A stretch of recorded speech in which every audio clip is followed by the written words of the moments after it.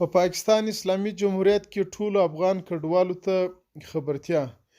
کوم چې د پاکستان د اسلامي جمهوریت د خوا څخه او د صوبایي او مرکزي حکومتو د خوا څخه زموږ د افغان کډوالو د هغو افغان کډوالو چې بې اسناده وي کرکټان لګېدلی وو چې پاکستان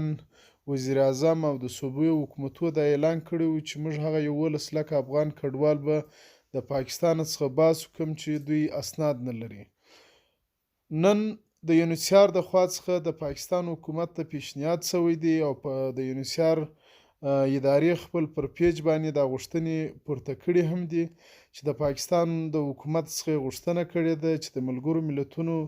د قوانینو مطابق باید هغه افغان کډوال چې اسناد نه لري په زور باید د پاکستان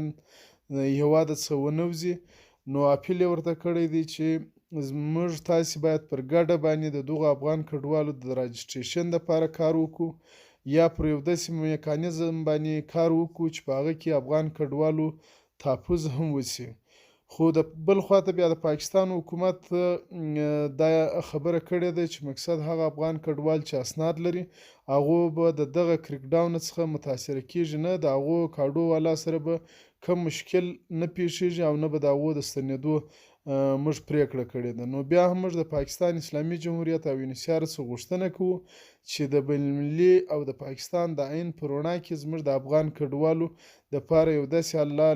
لارې ولټوي چې زموږ افغان کډوالو ته مشکلات جوړ نه سي او زموږ افغان کډوال خپل ژوند په هوسا ډول باندې سرته ورسوي. مننه.